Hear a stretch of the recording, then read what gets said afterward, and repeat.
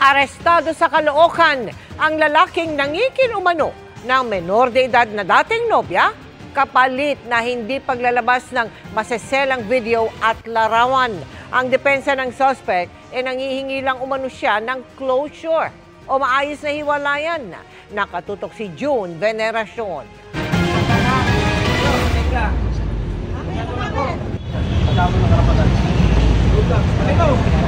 Bakit ka?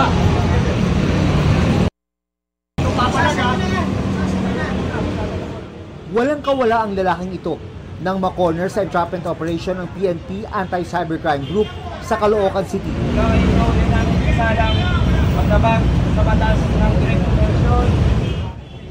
Inireklamo ang 28 anyos sa suspect ng pamba-blackmail at panghingi umano ng pera sa kanyang 15 anyos na dating nobya. Nung sila pa, nagkaroon sila ng intimate videos and photos at itong materials na ito ang ginamit ng suspect sa pamba-blackmail sa victim. Itinanggi ng suspect ang paratang. Nakiusap lang daw siya sa ex na magkita silang muli at sa harap niya ay buburahin daw ang mga litrato at video sa kanyang cellphone. Siguro dahil nadali lang din ang induction ng pagmamahal. Dahil lang din ang pagmamahal kaya siguro naman yun. Pero yung sinasabi mo nila, pinilin po sa kanila. Ang alas po ako, never ko na. Gusto lang naman daw sana niya ng maayos na closure sa maiksi nilang relasyon. Parang wala lang. Mawawala kong may lamang. Hindi mo matanggap yun, hindi ko mabigyan ng rason. Hindi naman po, hindi naman. Bigyan mo lang ako na para please, maayos mo yung pag-iwalay natin. Naharap siya ngayon sa patong-patong na reklamo, gaya ng grave coercion at child abuse. Para sa GMA Integrated News, June Veneracion, nakatutok 24 oras. Pinabibilis na umano ng Kamara ang mga pagdinig tungkol sa panukalang umento sa sahod. Ayon kay House Speaker Martin Romualdez, tinitignan sa Kamara ang hanggang 200 pisong dagdag sa minimum wage. Kasunod yan ang pulong nila sa ilang leader at kinatawan ng mga labor group. Pinag-aaralan ding bigyan sa parehong panukala ng subsidiya at exemption ang mga maliliit na negosyo o yung tinatawag na Micro, Small at Medium Enterprises o MSME. Hindi lang collab ng Sparkle at Star Magic Artist ang abangan sa bahay ni Kuya. Dahil hanggang sa pag-host ng Pinoy Big Brother Celebrity Edition, meron ding Kapuso Star na makikisaya. Panoorin ang part 2 ng aming chikahan ni Kuya.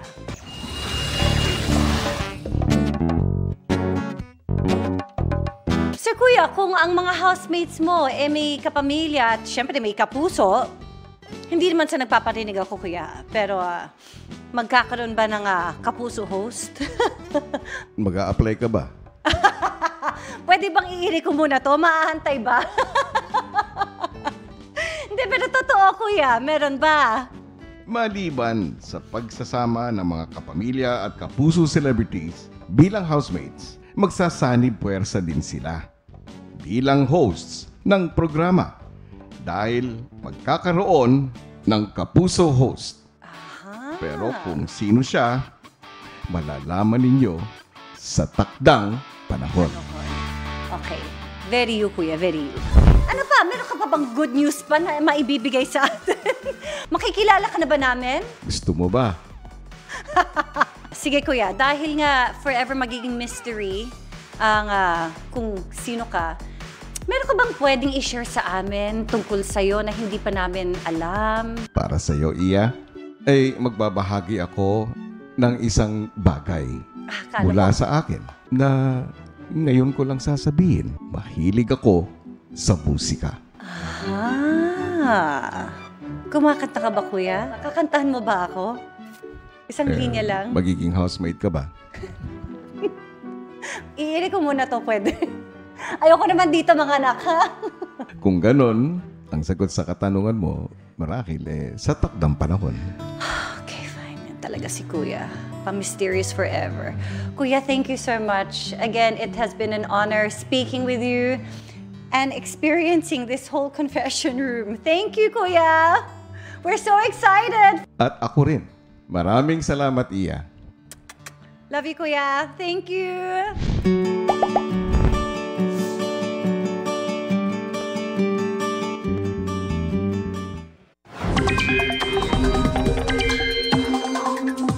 Mga kapuso, bukod sa lamig ng panahon, may ilang lugar ding nakakaranas ng pag-ulan at pagbaha.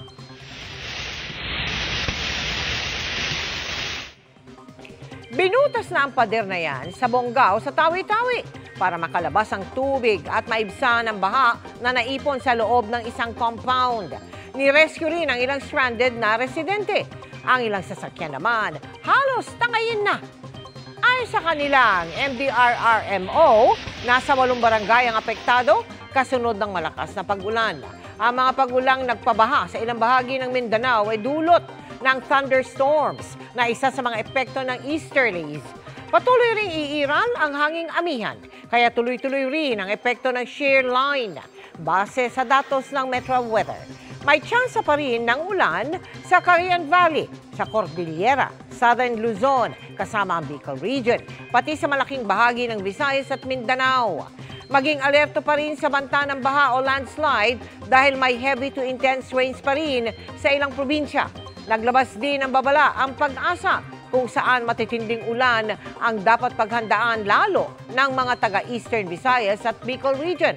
Sa Metro Manila naman, magiging maulap bukas kaya may tsansang umulan bandang hapon o gabi.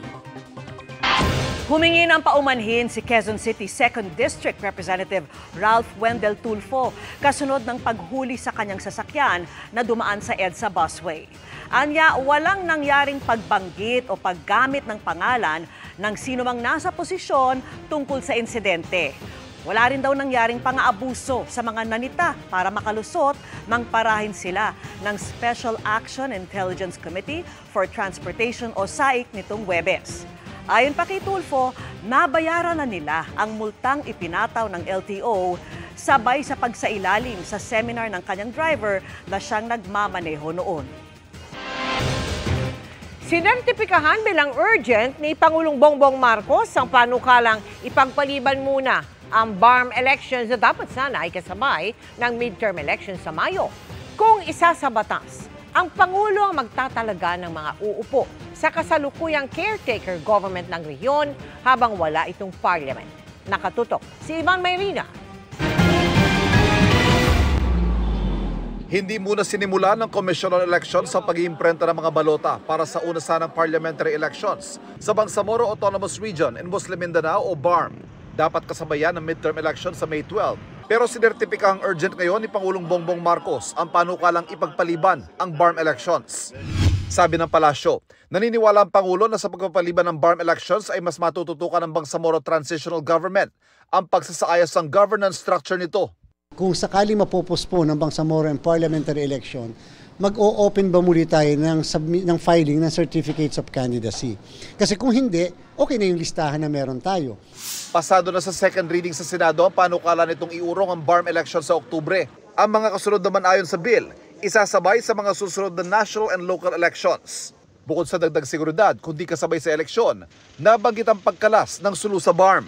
Kailangan nila para mag-refocus ng security forces doon sa BARM area. Pangalawa, para mabigyan din ng sapat na panahon ng BTA kung sakasakali, kung pagpapasyahan nila, na i-reallocate yung 7 seats na dapat nasa sulu na nawala bungsod ng Supreme Court decision. Sa panukala namang ipinasa ng Kamara, iuurong ang BARM elections sa susunod na taon at kada 3 taon naman ang susunod na BARM elections.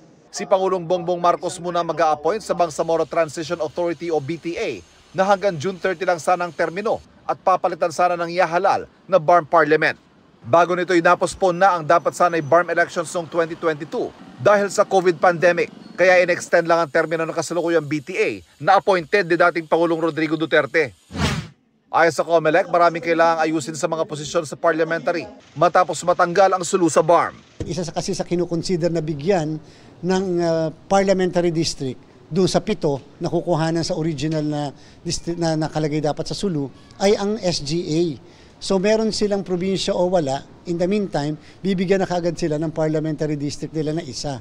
So kung magkakaganon, ay kinakailangan baguhin namin yung mismong BARM ballot sa parliament patungkol sa SGA. Para sa GMA Integrated News, Ivan Mayrina, nakatutok, 24 oras.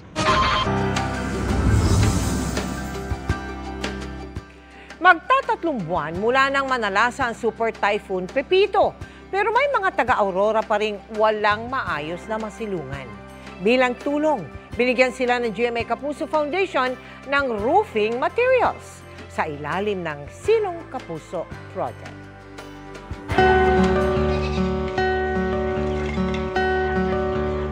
Sa Trapal at pinagtagpi-tagping yero muna tumutuloy ang ilang taga-barangay Dinadyawan sa Dibakulaw, Aurora. 2 buwan matapos manalasa ang Super Typhoon Pepito sa probinsya. Si Ferdinand, itinali at nilagyan na lang ng bato ang bubong para hindi liparin ang yero. Para mayroon lang pong matulugan. Tumutulong naman, kasi may dati na kasing pinagpakuan yan, so yung mga butas. Hindi pa raw siya makabili ng materyales pampagawa ng bubong dahil nasira rin ng bagyo ang bangkang gamit niya sa pangingisda. Ngayong bagong taon, bagong simula at pag-asa ang hatid ng GMA Kapuso Foundation sa mga barangay Dinadyawan.